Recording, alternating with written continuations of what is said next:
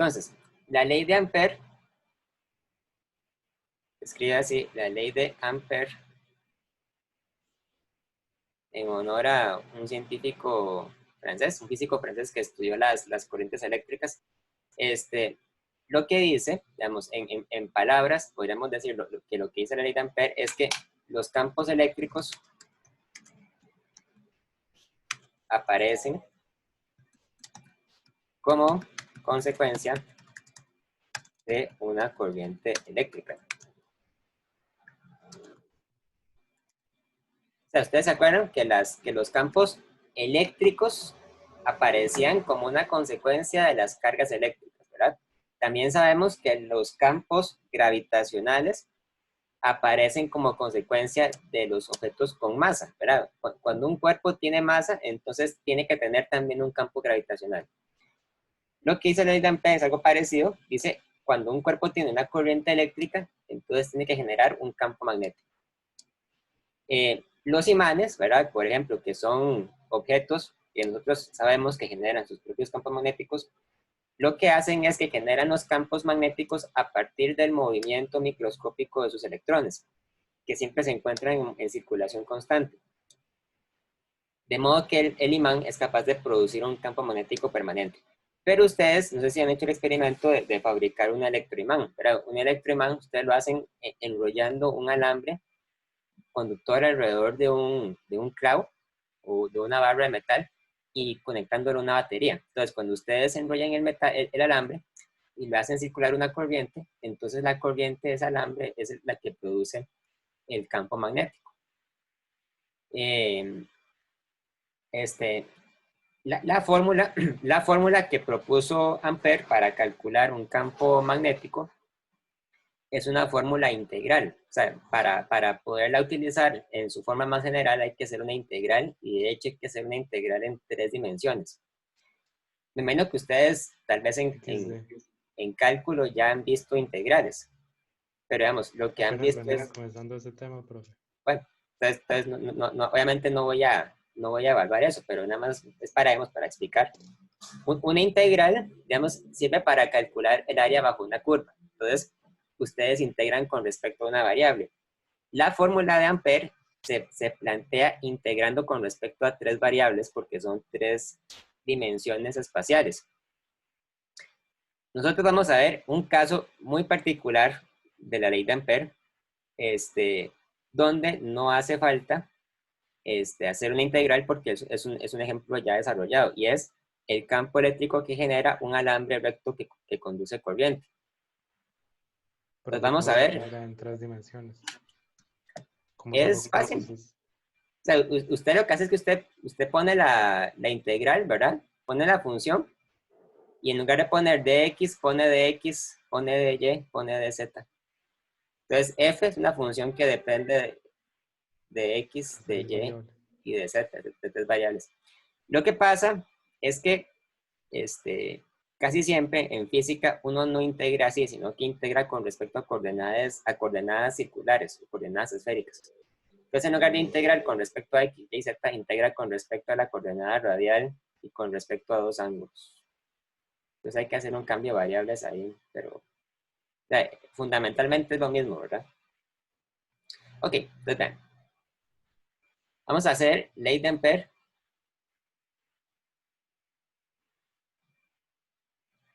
para un alambre recto. Entonces, imagínense que ustedes tienen un alambre que conduce corriente eléctrica y es un alambre recto, ¿verdad? O sea, digo que es recto porque obviamente podría no ser recto, podría estar doblado, podría estar en forma de anillo, ¿verdad? O tener cualquier forma. Este alambre está hecho de un material conductor y conduce una corriente eléctrica. Entonces vamos a decir que la corriente eléctrica apunta hacia arriba. Entonces esta va a ser mi corriente eléctrica. Vamos a llamarla la corriente I, ¿verdad? Como hemos estado haciendo. Entonces, la ley de Ampère nos dice, ok, esta corriente eléctrica existe, por lo tanto, tiene que tener asociada un campo magnético. Entonces, Digamos que ustedes quieren medir el campo magnético a una distancia del alambre. O sea, porque no lo van a medir exactamente a donde se encuentra el alambre, sino que lo van a medir a cierta distancia, ¿verdad? Entonces ustedes agarran una regla o agarran un instrumento de medir y dicen, ok, quiero medir el campo magnético, quiero medirlo en este punto que está acá. Este punto voy a decir que se encuentra a cierta distancia del alambre. Digamos que se encuentra a una distancia R, ¿verdad? Vamos a utilizar la letra R para indicar la distancia, de la misma forma en que usamos la letra R para indicar la distancia que hay entre planetas o que hay entre cargas eléctricas. Pues este punto de acá lo voy a marcar. Lo voy a marcar como el punto P. ¿Verdad? Ok, entonces, la ley de Ampère dice que el campo magnético en esta región, en el punto donde se encuentra P, tiene una magnitud que es igual a una constante mu sub 0, que ya ahorita les digo que es, multiplicada por la corriente, o sea, multiplicado por I, y luego dividido entre 2pi R, ¿verdad? O sea, lo que quiere decir es que el campo magnético es directamente proporcional al valor de la corriente y es inversamente proporcional a la distancia. O sea, depende de 1 entre R. Por lo tanto, entre mayor sea la distancia, más pequeño va a ser el campo magnético. Y viceversa, ¿verdad? Entre más pequeña sea la distancia, más grande va a ser el campo magnético. Mu sub 0 es una constante que se llama la permeabilidad magnética del vacío.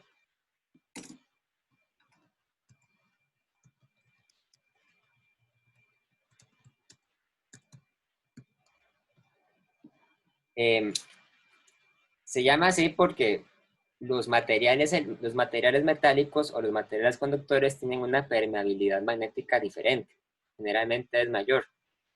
Entonces nosotros vamos a trabajar casi siempre usando solamente la permeabilidad magnética del vacío. Y es una constante. De hecho, es un dato que yo tengo que darles a ustedes en las tareas que vamos a hacer. Mu sub 0 siempre tiene un valor que es igual a 4pi por 10 elevado a la menos 12 teslas por metro entre amperes. O sea, es un número muy, muy pequeño. Era por 10 a la menos 12. Pues, esperen, nada más déjenme revisarlo.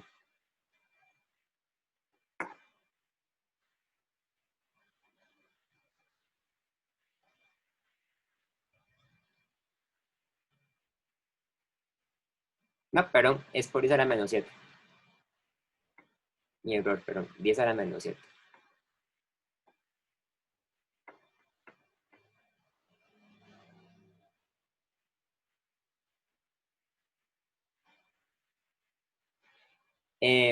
Es el valor aproximado de mu sub 0. O sea, obviamente el valor de mu sub 0 cambia dependiendo del sistema de unidades que usemos. ¿Verdad? Esto es suponiendo que estamos midiendo todo en unidades del sí. O sea, estamos midiendo el valor del campo magnético en teslas, estamos midiendo el valor de la corriente eléctrica en amperes y estamos midiendo el valor de la distancia en metros. ¿Verdad? Entonces vean que el valor de mu sub 0 se acomoda de manera tal que el conjunto de esta cantidad tiene unidades de teslas, que es lo que queremos para el campo magnético. Ok. La parte que es un poco complicada es determinar cuál es la dirección del campo magnético. Para hacerlo, tenemos que usar nuevamente la regla de la mano derecha, pero de una forma un poco diferente. Entonces, cuando ustedes tienen un campo magnético, y cuando tienen, perdón, una corriente eléctrica en un alambre recto y quieren saber hacia dónde se encuentra la corriente, entonces lo que hay que hacer es que tenemos que agarrar la mano derecha, otra vez, ¿verdad? Nos aseguramos de que el pulgar se encuentre perpendicular a los otros 4 dedos de la mano, y entonces Con el pulgar apuntamos hacia dónde se encuentra la corriente. En este caso, yo dibujé la corriente eléctrica para arriba. Entonces voy a poner el pulgar hacia arriba, ¿verdad? Como haciendo así, ¿verdad? Poniendo el pulgar hacia arriba. Y entonces, con el pulgar apuntando hacia arriba, yo voy a cerrar la mano derecha hacia esta dirección. ¿Perdón? Chicos, voy a girar la mano hacia esta dirección, ¿verdad? Que es la dirección que a mí me sugiere siempre la regla de la mano derecha. Yo cierro mi mano hacia la dirección que indican los 4 dedos. Entonces, voy a cerrar así, ¿verdad? Entonces, eso quiere decir lo siguiente. El campo magnético que produce esta corriente apunta en círculos. O sea, para este caso, ¿Apunta en qué, profe? en círculos. El campo va hacia esta dirección. ¿Verdad? Pasa por el punto P y luego continúa. Luego pasa detrás del alambre y sigue, ¿verdad? Entonces, este campo, digamos, se diferencia del campo eléctrico en el sentido de que el campo eléctrico siempre apuntaba radialmente, ¿verdad? Puede ser que el campo eléctrico apunte hacia afuera o apunte hacia adentro, pero con el alambre sucede algo diferente. El campo magnético no apunta hacia afuera o hacia adentro, sino que apunta en círculos. O sea, el campo magnético siempre está moviéndose en círculos alrededor del alambre. Entonces, el círculo, ¿verdad? Puede ser muy grande o puede ser muy pequeño, ¿verdad? Depende de la distancia a la que nos encontremos del alambre.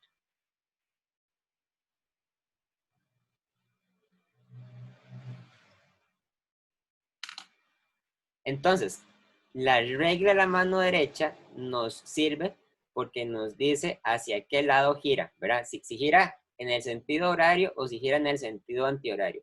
Ustedes con la mano derecha levantan el pulgar hacia la dirección de la corriente y entonces el campo va en esta dirección. Si hubiera sido al revés, o sea, si yo dibujo la corriente apuntando hacia abajo, entonces el campo magnético tiene la dirección opuesta.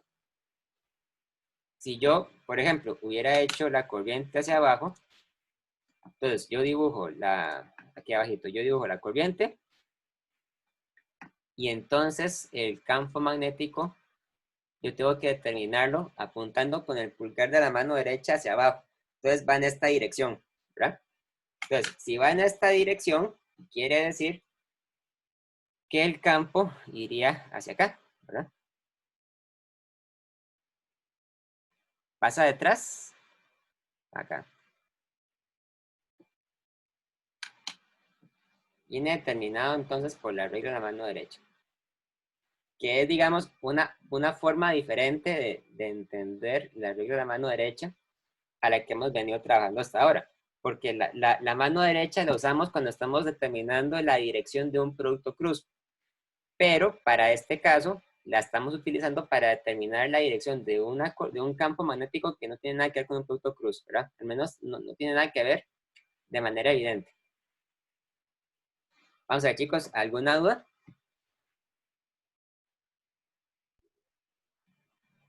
Por el momento no. No. Ok.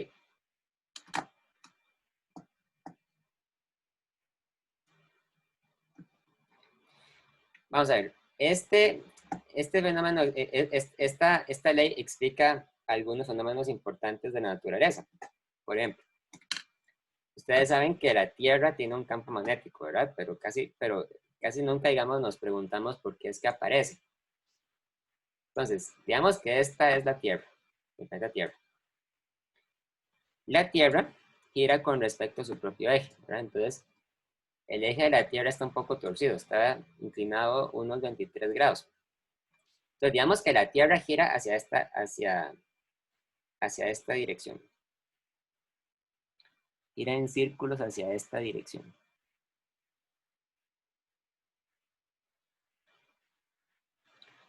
Ahora bien, en el interior de la Tierra, ustedes saben que hay varias capas. Bueno, vamos a ver diferente. Hay varias capas geológicas ¿verdad? Ahí más o menos parecido al escudo del colegio. Hay varias capas geológicas donde se encuentran materiales magmáticos, ¿verdad? Magmáticos. Algunos de esos materiales están ionizados, o sea, tienen cargas eléctricas. Entonces puede ser que en el interior de la Tierra tengamos partículas, ¿verdad? Con cargas positivas. O tal vez, digamos, hayan por ahí algunas partículas con cargas negativas también, ¿verdad? Depende de la composición. Yo no sé mucho de eso, ¿verdad? Nada más sé que en el interior de la Tierra hay, digamos, sustancias cargadas. Entonces, lo que ocurre es que debido a que la Tierra está rotando, ¿verdad? La Tierra gira sobre sí misma. Estos materiales que se encuentran en el interior de la Tierra, por inercia, ¿verdad? Tratan de no girar, tratan de quedarse donde están. Pero como la Tierra está girando, entonces esos materiales se terminan moviendo con respecto a la Tierra. Por lo tanto, al final, esto resulta en que en el interior de la Tierra tenemos una corriente eléctrica permanente, debido a la presencia de estos materiales magmáticos que están girando y que están cargados eléctricamente. Entonces, por ejemplo, si la Tierra gira en esta dirección, entonces habría una corriente eléctrica girando en círculos hacia esta dirección, ¿verdad? Y esta corriente eléctrica es gigantesca, porque arrastra una gran cantidad de materiales y además abarca una cantidad de espacio muy grande. Entonces, debido a que la Tierra está girando y que en el interior de la Tierra hay una gran concentración de materiales cargados, aparece una corriente eléctrica y esta corriente eléctrica a su vez genera un campo magnético. Ahora bien, la diferencia que existe entre este caso, ¿verdad? Y el caso anterior que vimos, donde tenemos un alambre recto, es que la corriente que gira alrededor de la Tierra no es recta, sino que es una corriente que está en forma de anillo, o en forma de círculos, ¿verdad? O sea, podríamos suponer que la corriente abarca una gran cantidad de capas y entonces realmente no es una corriente, sino que son varias corrientes concéntricas, una superpuesta encima de la otra, ¿verdad? Entonces, cuando tenemos un ejemplo como este, donde la corriente eléctrica no es recta, sino que gira en forma de anillo, la ley de Ampere, la ley de Ampere sí, predice que también va a aparecer un campo magnético, pero la fórmula para calcular ese campo magnético va a ser mucho más complicada, porque depende de una gran cantidad de variables, ¿verdad? Depende del radio del anillo, depende en qué posición estamos midiendo el campo magnético, si lo medimos en el eje, si lo medimos afuera, ¿verdad? Entonces, no vamos a profundizar mucho en la fórmula para calcular el campo magnético de un anillo. Lo que sí vamos a hacer es que vamos a usar la fórmula de Ampere para determinar la dirección del campo magnético producido por este anillo de corrientes. Entonces, recordemos que cuando la corriente gira en un alambre recto, pero cuando la corriente circula en un alambre recto, el campo magnético se determina utilizando la regla de la mano derecha, ¿verdad? Siempre tenemos que apuntar con el pulgar hacia la dirección de la corriente y entonces el círculo que se produce determina la dirección del campo magnético. Cuando tenemos un anillo de corriente sucede algo bastante parecido. O sea, lo que hacemos es ponemos siempre el pulgar de la mano derecha hacia la dirección de la corriente y luego cerramos con los demás dedos y con eso determinamos la dirección del campo. Entonces, por ejemplo, en este caso, si el anillo está en esta dirección, entonces yo podría, por ejemplo, preguntarme, ¿hacia dónde va a apuntar el campo magnético de la Tierra exactamente en el punto donde se ubica el centro de la Tierra? Veamos acá. Entonces, yo tengo aquí un pedacito de corriente que va hacia esta dirección, ¿verdad? Entonces yo pongo mi pulgar ahí y cierro la mano, ¿verdad? Y entonces me doy cuenta que cuando los otros 4 dedos de mi mano pasan por el centro de la Tierra, entonces el campo va para abajo, ¿verdad? Entonces, debido a este pedacito, yo sé que el campo magnético de la Tierra va hacia abajo, acá. ¿verdad? Entonces aquí va el campo magnético de la Tierra. De hecho, curiosamente, si usted agarra cualquier otro pedazo del anillo, digamos que usted agarre este pedazo de acá. Entonces, aquí la corriente va hacia esta dirección, ¿verdad? Porque va en círculos. Entonces, usted agarra su pulgar, ¿verdad? Entonces pone el pulgar hacia la dirección de la corriente y cierra hacia el punto donde está el centro de la Tierra. Y se da cuenta que ahí también su mano derecha cierra hacia abajo. Entonces, independientemente de cuál punto del anillo usted agarre, se va a dar cuenta que en el centro de la Tierra el campo magnético siempre apunta hacia abajo. Entonces, de hecho, de una forma más general, el campo magnético de la Tierra se parece mucho a una dona, porque el campo magnético lo que hace es que sale, ¿verdad?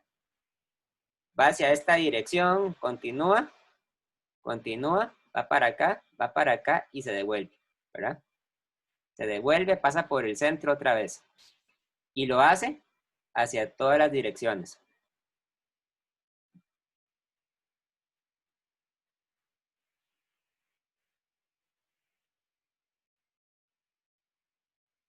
Ya sea que estemos en este hemisferio o en este otro hemisferio, cualquier persona que se encuentre, ¿verdad? Sobre la superficie de la Tierra, digamos que ustedes están acá, pues si usted agarra una brújula, la brújula le va a decir que el campo magnético apunta hacia esta dirección, hacia el norte, ¿verdad? O si usted estuviera, por ejemplo, acá, también pasa lo mismo, ¿verdad? Usted agarra la brújula y la brújula le indica que va hacia el norte. Pero si nosotros lográramos construir un taladro o una máquina que pudiera escarbar hacia el centro de la Tierra y nos encontráramos acá, digamos, entonces veríamos que para nuestra sorpresa el campo magnético de la Tierra apunta hacia la otra dirección, apunta hacia abajo, ¿verdad? Hacia el sur, digamos. Entonces, el campo se comporta de una manera completamente diferente en el interior de la Tierra. E incluso se comporta de una forma diferente cuando estamos ubicados precisamente en el polo norte o en el polo sur. Una persona que se encuentra acá y agarra una brújula, se daría cuenta que el campo magnético apunta hacia abajo, o sea, apunta literalmente hacia abajo, ¿verdad? Y una persona que se encuentra en el polo sur, se daría cuenta que la brújula apunta literalmente hacia arriba, ¿verdad? Porque el campo magnético va saliendo en este lugar. Pero para cualquier otro lugar en la Tierra, el campo magnético se comporta aproximadamente horizontal. Entonces, es una forma bastante conveniente de ubicarse, ¿verdad? Ubicar los puntos cardinales. ¿Preguntas?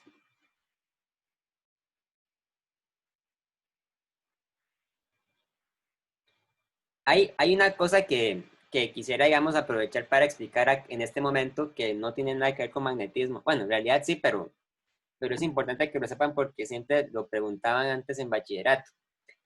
Que es que el polo norte se puede referir a dos cosas diferentes. Por un lado, ustedes tienen el polo norte geográfico. El polo norte geográfico es el punto de la Tierra donde pasa exactamente el eje de rotación de la Tierra, ¿verdad? Entonces, hay un lugar hacia el norte donde la Tierra gira sobre sí misma. Ese sería el polo norte geográfico. También existe el polo sur geográfico, que serían entonces las antípodas del polo norte geográfico. El hecho de que uno sea el norte y el otro se llame sur es algo completamente arbitrario, ¿verdad? Es una cuestión cultural. La gente decidió llamar a uno el polo norte y el otro lo llamamos el polo sur. Pero aparte del polo norte geográfico, existe el polo norte magnético. El polo norte magnético es el lugar de la Tierra donde el campo magnético entra perpendicularmente hacia la Tierra, ¿verdad? Y el polo sur magnético es el lugar donde el campo magnético sale perpendicularmente hacia arriba de la Tierra. El polo sur magnético es también la antípoda del polo norte magnético. Pero lo importante aquí es destacar que el polo norte geográfico no es necesariamente el mismo lugar que el polo norte magnético. De hecho, a lo largo de la historia de la Tierra, el polo norte geográfico y el polo norte magnético han estado variando su posición constantemente. No siempre están en el mismo lugar. Y de hecho, técnicamente, el polo norte geográfico se encuentra muy lejos del polo norte magnético. De hecho, el polo norte magnético se encuentra más cerca del polo sur geográfico que del polo norte geográfico. Porque resulta ser que el campo magnético realmente entra hacia la Tierra por donde se encuentra el polo sur y sale por donde se encuentra el polo norte, o muy cerca de ahí. Entonces, para hacerse una idea, el polo sur magnético de la Tierra se encuentra en algún lugar en Canadá, en algún lugar dentro del territorio de Canadá, mientras que el polo norte magnético se encuentra cerca de la Antártida. A pesar de que Canadá se encuentra muy cerca del polo norte geográfico, pero la Antártida se encuentra, y además la Antártida se encuentra cerca del polo sur geográfico, ¿verdad? Obviamente. Pero lo que estoy diciendo es que hay una diferencia, digamos, entre hablar del polo norte geográfico y el polo norte magnético. Es un tema, digamos, de conocimiento general. Bueno, chicos, ¿alguna otra pregunta?